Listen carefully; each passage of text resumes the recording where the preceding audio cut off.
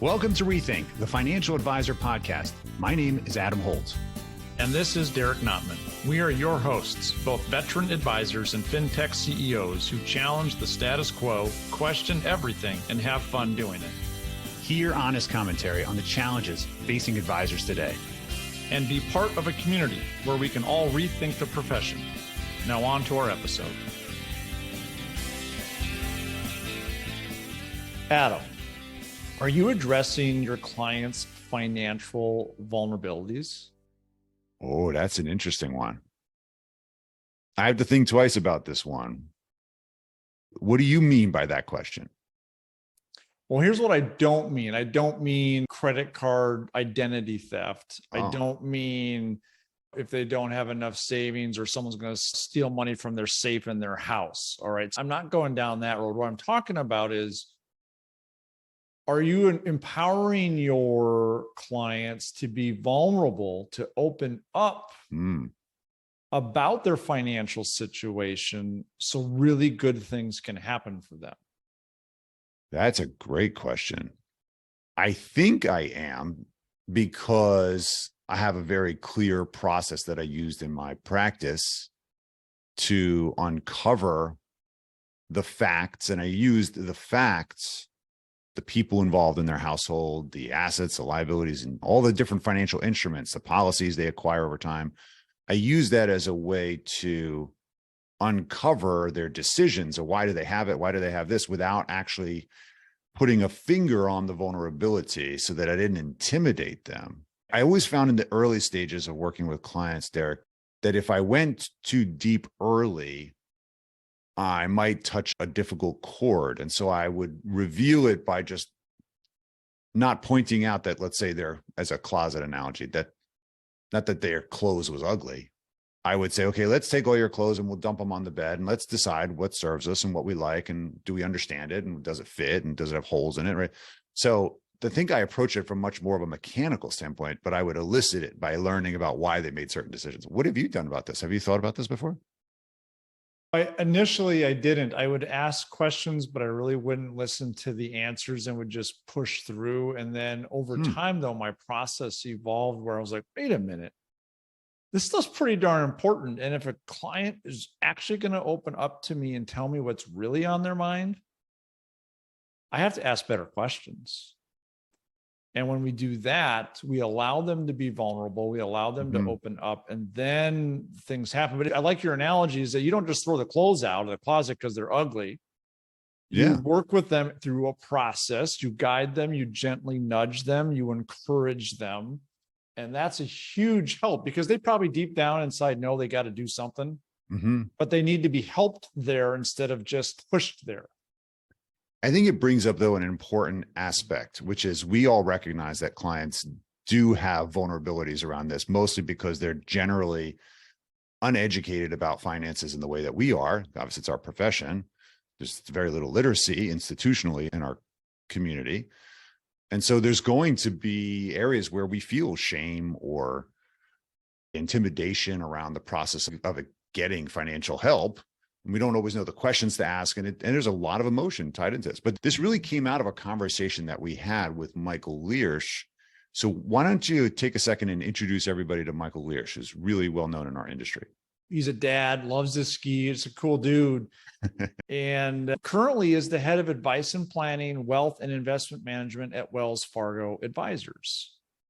And not only does he have a strong professional background where he's done similar things with behavioral finance at JP Morgan, Merrill Lynch, Barclays, the list goes on, but he also has degrees in economics from Harvard, has his PhD in cognitive psychology from UC San Diego. So has really been in this space from an academic, but also from a professional standpoint for some time. So it was really fun having a conversation with him to get his perspective on financial vulnerabilities and what are they doing over at Wells Fargo Advisors to help customers. Awesome. Let's hear from Michael. As I've traveled the journey of my career and met tens of thousands of financial advisors, met just as many clients in my career, the first thing that all clients and advisors talk to me about is how difficult it is to ask meaningful questions about what money is supposed to be doing for the client, and then how you connect that to a product, solution, or service that will get the client to where they want to go. And Derek, I continually find that fascinating as to why that's such a challenge, why that's so difficult, why clients don't necessarily want to reveal that information, because there's a big truth to that, Derek. Multiple financial advisors want to hold things close to the vest. Is there a trust issue? Is there a sense of embarrassment or fear in really doing the big reveal on here's my financial life because I've been a professional or I've been a really important person within my own expertise, and I don't want to reveal that this isn't my area of expertise? So there's a lot in that, right, Derek? And then on the financial advisor side, there's a sensitivity to not wanting to embarrass that client or make them have all those feelings or put them on the spot because they are an expert in their domain, and the advisor doesn't want to make them feel uncomfortable in the wrong type of way. And they want to be disruptive in the right type of way, which is to reveal that they're there to provide great financial advice and to connect that money and that meaning on an ongoing basis. So, Derek, there's just a lot of challenges within that framework. Does that make any sense or not? It makes complete sense. More so than you may realize. It resonates quite a bit. We've actually talked about that a number of times, that general area on the podcast. I even saw that you've got a background in behavioral finance, so I know that you come at it from that perspective. I think that's where the industry and profession is headed anyways. Michael, what is your unique perspective, given your background, of the financial advice, the market, profession, industry, whatever you want to call it? So I come from a background in what's called behavioral finance, and I know a lot of people talk about that, Derek, and describe behavioral finance in different ways. One of my least favorite ways of describing behavioral finance, so I'll be a bit controversial here, is around what's called heuristics and biases. So it's this idea that human beings are not that smart when it comes to money, and so they make predictable errors, and we all need to help them out, because they don't take the right kind of risks. They're afraid of losing money, so they don't put their money in the right places. They follow the herd, so they chase returns. You've heard it all before. And I really don't agree with that positioning at all. Really, the behavioral science suggests that human beings are quite good at most things, even when they do use heuristics, which are decision rules. So using things like an emotion to make a judgment, very quick judgment call to make a decision, typically works rather well. And using certain decision rules, like losing money is not a great thing, is a pretty good decision rule as well. So these decision rules people use work, generally speaking, around 90% of the time. It just creates reliable errors about 10% of the time. And that's why we have big brains. So we can override some of those decision rules and really be more deliberative in thinking. And that's really where a financial advisor comes in, Derek, which is, where can you ask the client to press pause, really think more about the things that are driving those decision rules, which typically are your experiences, both past, present, and what you anticipate in the future, how much money you have or how much money you feel you have, what your spouse or your partner might think, so the people you're collaborating with, your children, your goals. There's so many different things that are going to affect those decision rules, and advisors can help lay it all out on the table so you can see, well, am I missing something? Am I using a decision rule that's more or less accurate based on what I really want to accomplish with my money? So that's really the power of behavioral finance. It's not telling people that they don't know what they're doing. It's actually telling people that they have all the information in their heads. And if they don't, the financial advisor can augment that based on what they've seen work and what they've seen not work. And actually, human beings are pretty adaptable and able to take in that information and make a better decision in collaboration with someone else. So they're not reluctant to make good decisions, Derek. They're actually pretty good at it. Gosh, it's so funny. I think about that all the time. That's been the roots of my own practice and such, is getting everything on the table so that we can actually inspect it and be intentional about it. So I'd love to hear that perspective on behavioral finance today, because I know a lot of advisors have been really curious what this means, or is this above my head, or is this even relevant for me? With that in mind, though, what do you think is the missing opportunity that advisors are just not addressing today then? So the key missing opportunity that advisors can address is, again, it's really less about telling an investor that they're not able to invest on their own. What it is it's giving the investor the tools, the education, the ability to exert agency over their financial decision-making and use the advisor as a partner, a thought partner, a collaborator, someone who can bring Adam all that information together with them on an ongoing basis, because that can be highly complex, can be highly labor intensive. It, generally speaking, is something that human beings don't enjoy doing. So having someone else do that with you or for you, and then meeting episodically on it, can be an actually very wonderful thing that many people appreciate, find a lot of value in, and are willing to pay for. And they get a lot of benefit from it, both financially and emotionally. So the opportunity here is really to frame up yourself as an advisor as a key collaborator that's really trying to keep you on track based on your goals, your intentions, your life specifically, and give you that information about, again, what works for others and what hasn't worked for others, so that at least there's a benchmark, because that's something people don't have, Adam. They don't have a lot of insight because it's their one life, it's their one situation. So having an advisor give them a perspective on what others like them have looked like, can be really, really powerful and valuable to give it, think of it as sort of a personal benchmark. Does that make sense? And what should I be looking out for in terms of the trade-offs in my own financial life? Does that make sense, Adam? It does, but do you think that that's not happening? I mean, do you think that advisors are not providing that, or just not enough people have actually been served? I would say it's very difficult to provide that kind of information at scale, Adam. So I think in the industry, I would say 10 to 15 years ago, that was happening most of the time for the very best clients, for the clients you could spend think of it as maximum amount of time with. You feel like they're very high value clients. They value your advice, so you spend a lot of time together. So as we've moved along that journey, and financial advice in the way that we're describing it has become more and more in demand from clients, and more, think about it in this way, able to be facilitated through tools and technology, through firms, via a financial advisor, we've been able to scale it more and more. So I wouldn't say that it's not happening.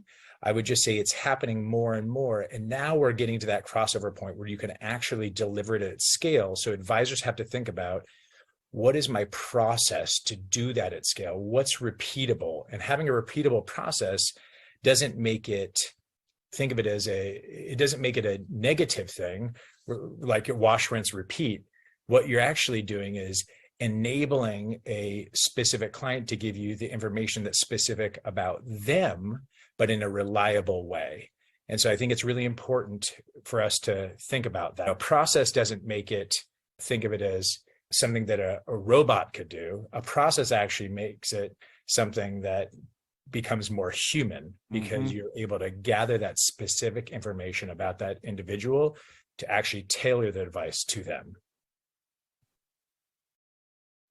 Michael, when you opened up with your answer to this question, I think that's probably the best definition of what an advisor does and the value add of working with an advisor I've probably ever heard. So advisors listening to this, rewind and go back to that a few minutes ago, because that was brilliant. You summed it up. It's like, it was a great elevator pitch in a sense, but I really liked how you summed it up. So thank you. Further down this road, then, for advisors listening, we have this opportunity you've just identified, which I agree with completely.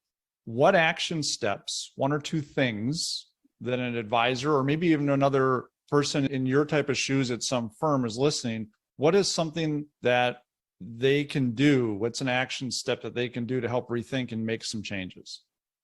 I think the big one, and I always like to think of the primary action step, Derek, that then leads into everything else that you do. I think the first one is just to ask yourself if you have a repeatable process that does at least 5 things. So I'm going to name them, Derek, right now. Perfect. Do you have a process that understands your clients' goals, needs, concerns, intentions? A repeatable process for 100%. of your clients and prospects, because you want to set that expectation. The second one is, can you link that to some sort of decision-making process? Meaning, can you take those preferences, those goals, those needs, those concerns, and push that into some sort of decision-making process? That could be on a yellow pad. It can be in a financial planning tool. In a sense, it can be in a calculator. It doesn't really matter. You want to, though, be able to consistently, for a particular goal, lead that into a consistent decision-making process. So I'll give you a quick example. Client has an education goal for a newborn child. How do you push that reliably into this idea of asking them about age, dollars, time horizons?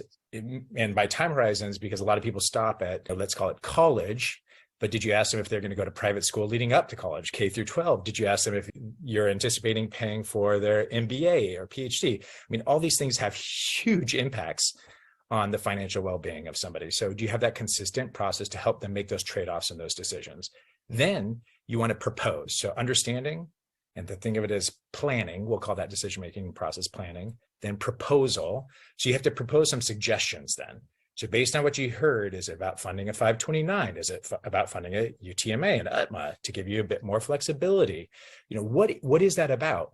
What's going to give them that tax advantaged vehicle, potentially in this case, to make the most of that money or that goal? And did you help them think about, well, the alternative might be putting it in an IRA or in a 401k or in a retirement vehicle? Did you make sure they knew that by doing this, it could risk, based on their financial circumstances, their own retirement future? Have you touched on that? Then you want to push that into implementation, right, Derek? You want to go to this idea of, well, what are the literal position level details at this time that will get to the client to where they want to go? And how often do you need to revisit it? How flexible is that? You know, are you talking about the actual, think of it as tickers, or are you talking about a fund? You know, what exactly is it you're talking about? What's the risk level? What's your risk budget? All those types of things. It can be very complex, but it's really important. And then you want to push that into what we call a revisiting process. So how do you set the stage? We're going to come back to this every quarter, every year. And it's going to depending on the goal, depending on the investment strategy that's in that, or think of it as the overarching strategy, because certain things could include lending product, right? Like a priority credit line, or it could include a bank account.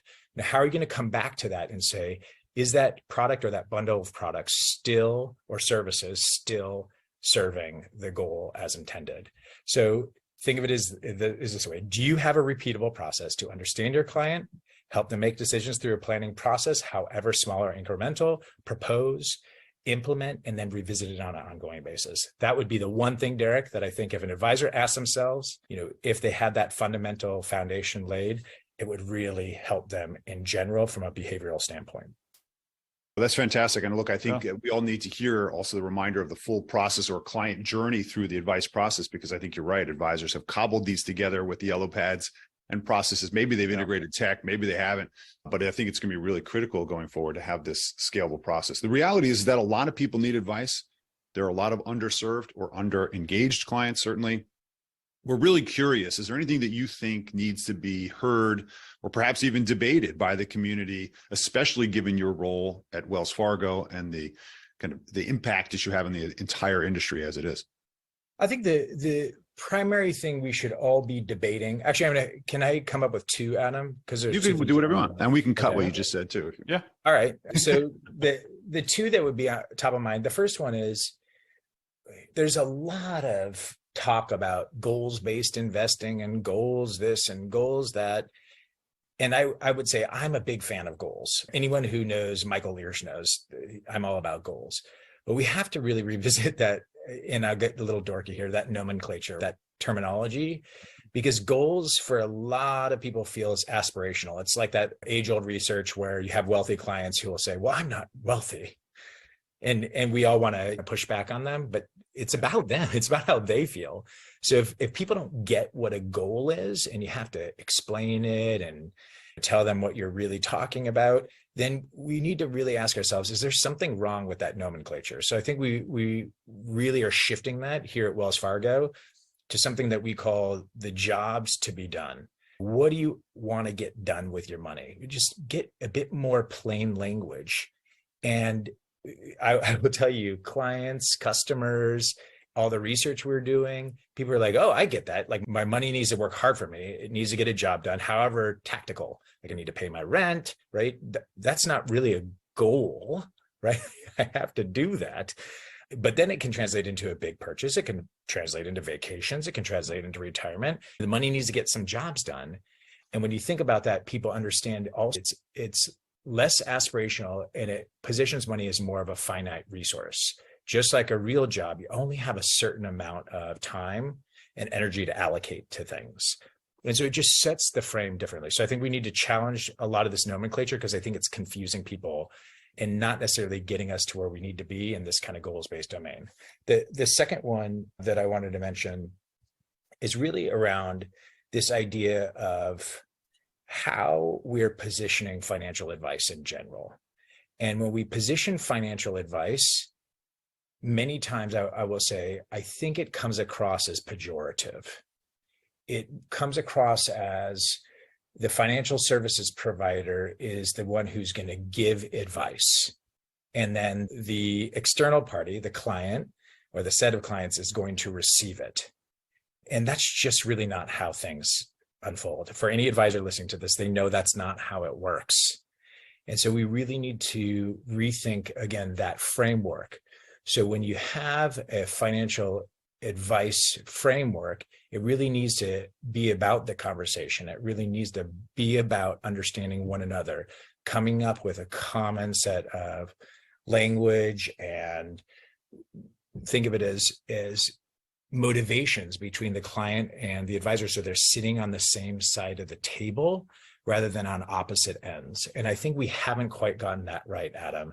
How we become a true partner, a collaborator, but set that framework. Because again, we can't be pejorative. We can't be judgmental. We've got to open that dialogue. And what I tell advisors is, the client's not confused as to why you're sitting together. You're the advisor, they're the client, but both people have a huge say in what happens next. So how do you reposition it so you're in it together versus you providing advice and them deciding whether they accept it or not, and then lobbing it back to you? Does that make any kind of sense, Adam or Derek? Yeah. It's funny. I've been speaking a bunch about this, that we need to move to participation over presentation, right? This needs to be totally. Yeah. In fact, just for you, I actually, on the last presentation, I actually wrote it as a formula. It's participation over presentation as a ratio. Now you got to get this ratio reversed, right? So it's got to be heavy weighted on the numerator, which people are like, how do you actually measure that? Well, you're just talking too much. You got to listen, right? Or you've got to actually let them build the Lego toy. Don't come with a pre-built Lego and be like, here's your Lego project, right? So no, they want to participate. And that's where the process is so important, right, Adam? Because I think a lot of people go to presentation because they feel like that's a process. Mm-hmm. But to your point, that's almost like a speech, or that's a formula to your comment, right, rather than saying, here are the different stages of a conversation that are going to get us to our common set of understanding and decisions that we're going to make together. Recently, you've done a great job of bringing out LifeSync. We're curious, what does that mean to the advisor community?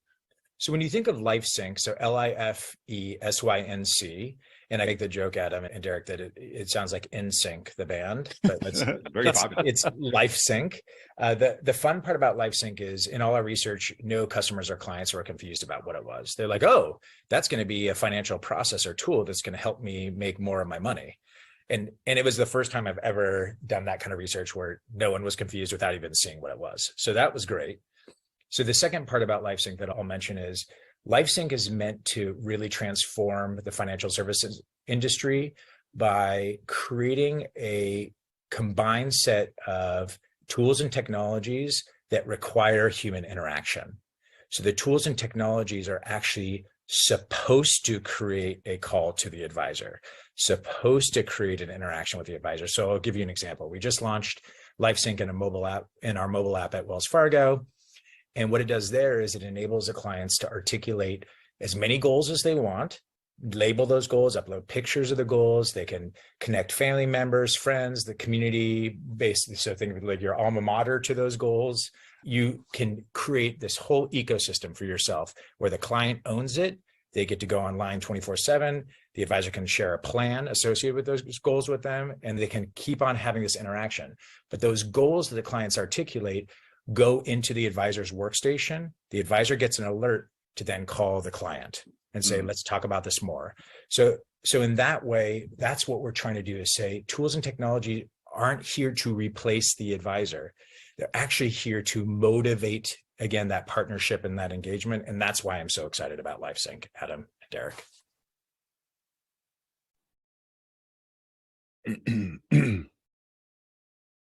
He's really, really passionate. There's no doubt about it, about the work that he's doing there. And he's taking an angle, I think, that really resonates with both of us and what we've been talking about for some time now. Oh, absolutely. Well, he has a really strong grasp of communicating it clearly. So let's think about this for everybody listening. What are the real 4 or so big ideas that he shared? The first one I think we picked up was this idea of vulnerability and this emotional aspect. What are your takeaways from that, Derek? Yeah, that was a really interesting point that he made. And this even actually goes to the work we're doing at Coupler, because we see the same thing, is that people don't want to just open up with any advisor in a conversation when it comes to their money and what I refer to as sharing their financial skeletons, or maybe they made some mistakes. Maybe they're embarrassed. Maybe they've been feeling some shame about the things they're doing, or they've been hiding stuff from themselves or a spouse or whatever. Oh, yeah. So there's this discomfort and fear that comes with it. I think, what he was saying is that we can alleviate this vulnerability, or at least embrace it, when we get the right advisor to understand and connect with them. And that was my take on it. Yeah, given his background on the behavioral finance and, of course, his own experience and awareness, I picked up so many words that he said, like shame and embarrassment, hiding, discomfort, confidence, bias, fear. These were all very emotional words. And here we are talking about finance. And there's been this question, I think, from a lot of our community. Even just recently, we were at WealthStack just yesterday. That's why I have no voice left. And how much came up about behavioral finance and trying to modify people's emotions around money. And because they're really ultimately what's motivating them to make their first line decision is their gut, right? Does it feel right? Exactly. But also there's that same aspect you just brought up, which is how do we get the advisor to get to a place where they feel like it's same team, right? Where the customer is not thinking about, can I be vulnerable and can I reveal myself? So I thought that was really interesting. And it's a great shout out. We should always remember as financial professionals, how are we supporting our clients and their needs to get their emotional needs as well as their fears? And are we addressing them in a way that I think clients actually want to reveal them to us? So that's an awareness, I think. Awareness for sure. Money is emotional. Even a friend of mine, Christine Lucan, she wrote a book, Money is Emotional, all about it. So, I mean, it is a true thing. There's no question about it. The next big idea I think that occurred, hearing just what Michael had to say, was around decisions, about being deliberative, the thinking that we do with our clients and the important role that we have as advisors. It's a really important thing when we're talking about our emotions and all of these different things that come into play. I think Michael did a great job. So I'll say it again, go back and listen to his definition of advisors, but it really was a great definition of what advisors do and how valuable we really are. And part of that is this deliberative thinking and helping our clients through this emotional process to help them make good decisions. Yeah, it's funny. The way he described it was different than I had heard anybody say it. He did it a little bit scientifically too, when he talked about the human decision process, whether it's emotional or we have decision rules, covers, I think he said something like 90% of the decisions that are being made. But if you can add this other 10%, this professional deliberation, where you're basically going from a sample of one to a sample of hundreds of experiences that the advisors bring to the table, it enables you to make better outcome decisions, right? So I thought that was an interesting way that it's true. We do know a lot of consumers. They got here somehow. They made decisions somehow, right? So they've done some good things. They're not all of a sudden not capable of making good decisions just because they're not literate, let's say, on financial planning. But getting that extra 10% can mean the difference between getting through retirement and maybe not, right? And I think kind that's of an what's important worthy thing.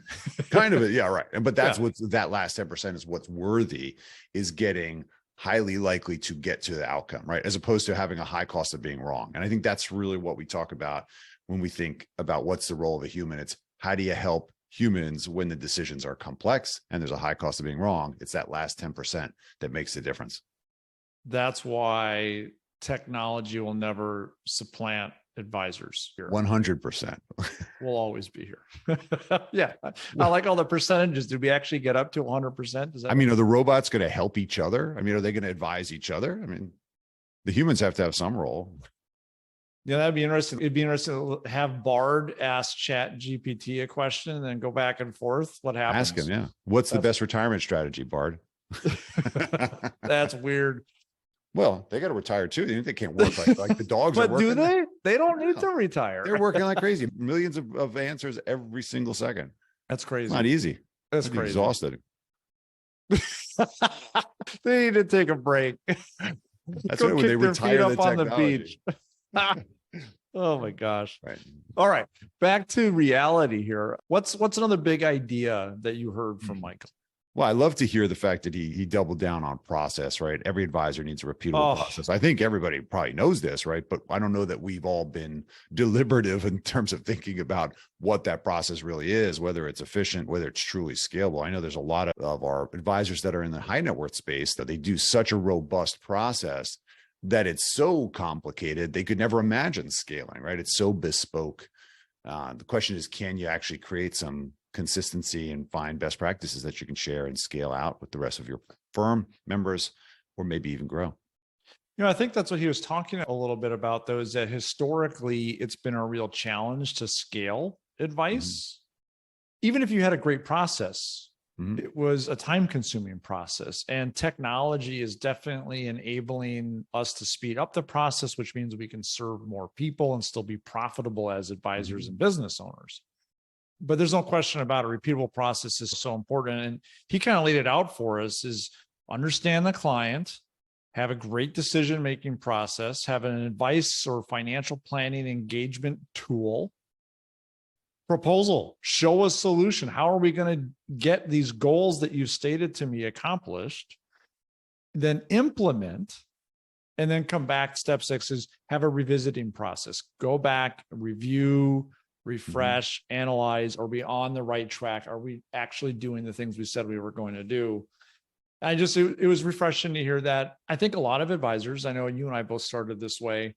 I was taught how to sell a product through a needs analysis. And it was good. It was good. It worked. I sold a ton of life insurance because of it. But what I did is that as my education and my experience evolved and I started working with higher net worth clients, I forgot to evolve my process. And it was this thing where I was trying to have this advanced process, but it was built off of a really cheap chassis that was a little bit dated. And to go back and really be thoughtful about the process, take a day or two. It's not going to take that long to do this. Iron out the process, even like how he says it, and then you go implement it yourself. It's almost the same thing. Just take a look in the mirror, right? Bring it back on yourself. Yeah. You know, what's really crazy. When listening to this, I talk about this advisor journey or the advice journey and these different steps all the time. And he used very similar words to what I'm using. So that was fun to hear on the validation that we're doing it the way Michael is doing it. And I, kind of as a thought leader, what is interesting about that I thought was very cool is he does talk about advice engagement. And I think this process is becoming more and more clear as people wonder what advice engagement is. And it's really embedded in the process of how you deliver and how you connect and communicate. And that's really, I think, the fourth mic drop that he places in here, which is this idea of jobs to be done. So what did you think about that whole commentary on language? I love it. So I've always been what I call a conceptual closer with my clients. And so what do I mean by that? Well, it was my job to understand the complex technical things that we're supposed to know as advisors. How does the insurance policy work? How does the retirement plan work? What's the Monte Carlo? What's the alpha, the beta, all these things. But if I start talking in those terms to my client, and when we're saying, because they're worried about paying rent, saving for a vacation for college or whatever, and I start bringing up these terms, they literally will glass over and be really annoyed that I'm talking at them.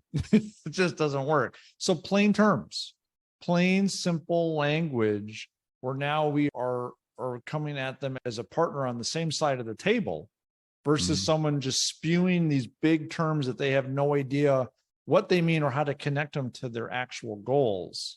And it's funny, he brings up the table thing. When I used to have a brick and mortar office, I refused to have a conference table. Instead, I got a small round table where I could sit right next to them on the same side to really get connected with them. So I loved it. I think it made a lot of sense. What are your thoughts on it?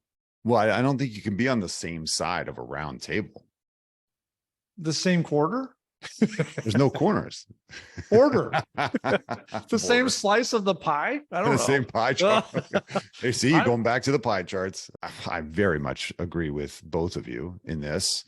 I clearly believe in collaboration. So much of what we've been doing and what we figured out with the high net worth space is that they wanted us to collaborate with all their professionals, or at least have them all on site because they worked at our firm. But that rarely happened, right? Because they had their own accountants, attorneys, and so forth, and we need to bring them to the table. So that's one of the big values of what we did at AssetMap, was literally just say, can you create a framework that everybody can communicate on? So I very much like this, but I did pick up something interesting. He said, I think a lot of clients don't really understand what the word goals means. And when we think about what's happening in this shift from advice to almost life coaching, goals, if you've had a coach before, is all about a specific, measurable, by a certain date objective, right? So these have very clear definitions of what a goal is, but we tend to talk, oh, I just want to retire, right? So what does that mean? Okay, great. Well, we need to figure that out, right? And now we need to help them figure that out. But I also even think sometimes, what are your goals? Most people haven't thought about them. So we really need to help them in this process. And I think that's really what's getting done.